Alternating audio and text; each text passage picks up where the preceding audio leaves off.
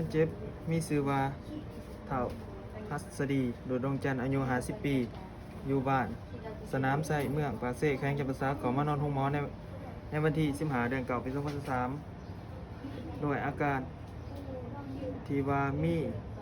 มีการกำแดดปลายมือปลายตีนหายใจไวกระวนกระวายสับสนอยู่ยากผลหวยสาเหตุเกิดมาจากการขาดออกซิเจนดังนั้นทางแผนการห้องหมอจึงได้มีแผนการให้ออกซิเจนแก่คนเจ็บสบายดีแม่เป็นพี่น้องของคนเจ็บบ่ได้พอเพิ่นอยู่บ้านได้เด้เมืองได้เด้แข็งได้เด้โดยมื้อนี้ลูกซื้อ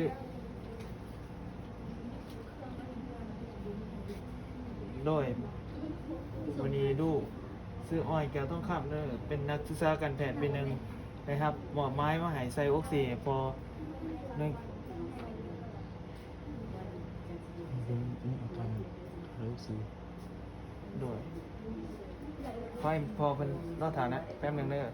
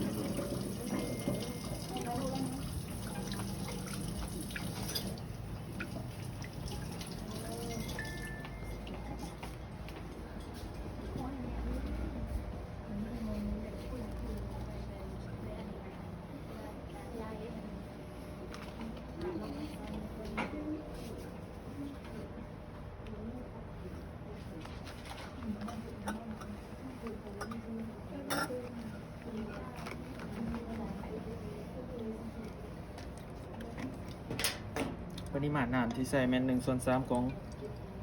บัก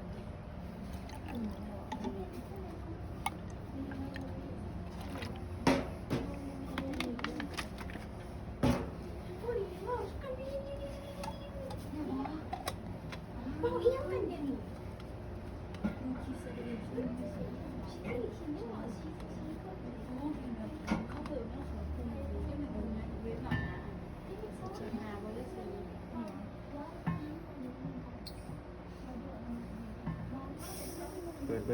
บิ่งปริมาณของโอซี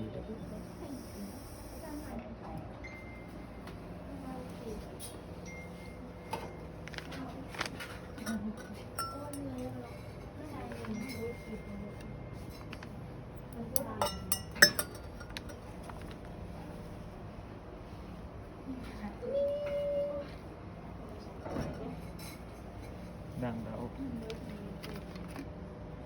สมมติว่าแล้ว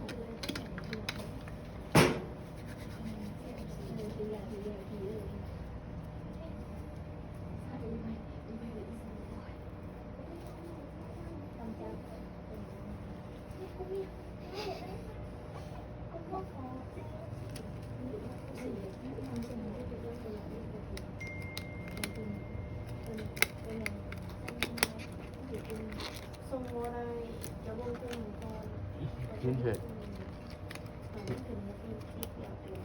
ผ็ดสมต้องห้ามบุกบีนะไม่ลงมาอ่ะ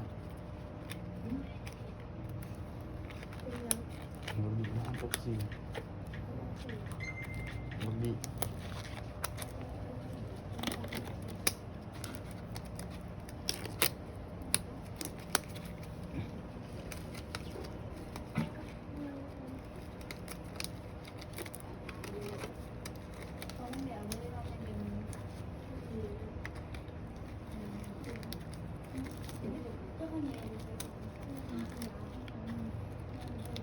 เนี่ยมีเอาอยู่ของเบอร์E3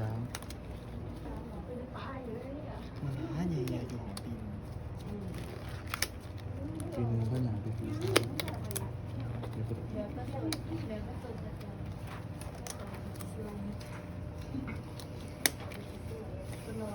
สิบ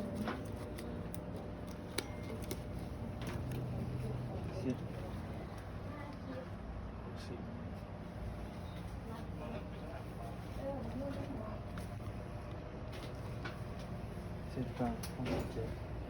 อย่าดัง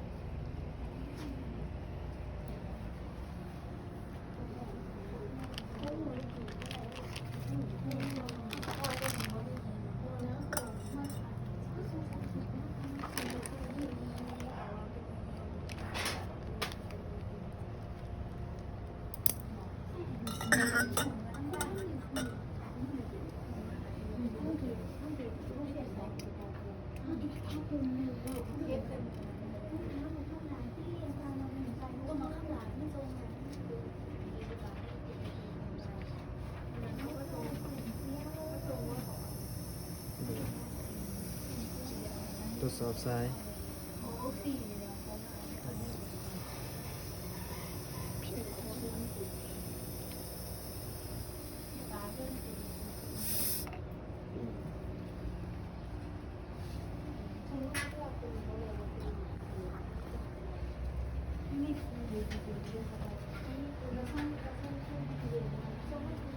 ก็ในอย่างแรกคนเจ็บ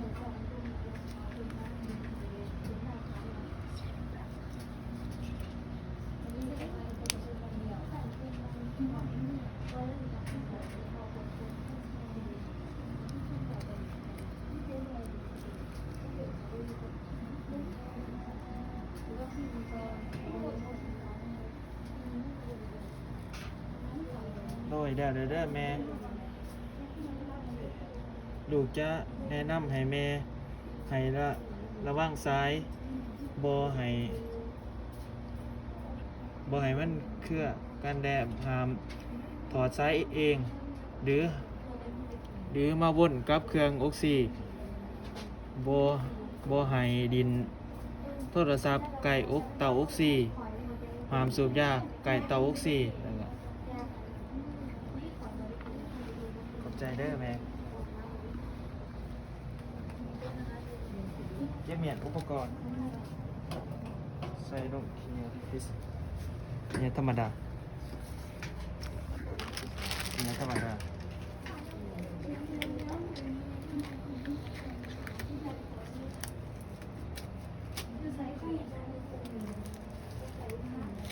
เนี่ยที่สุด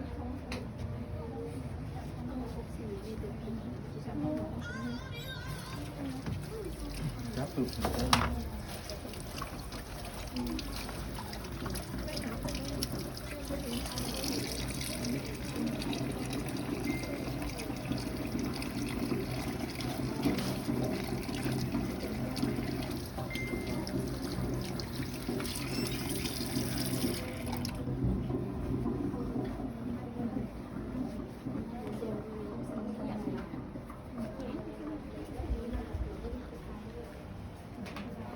บันทึก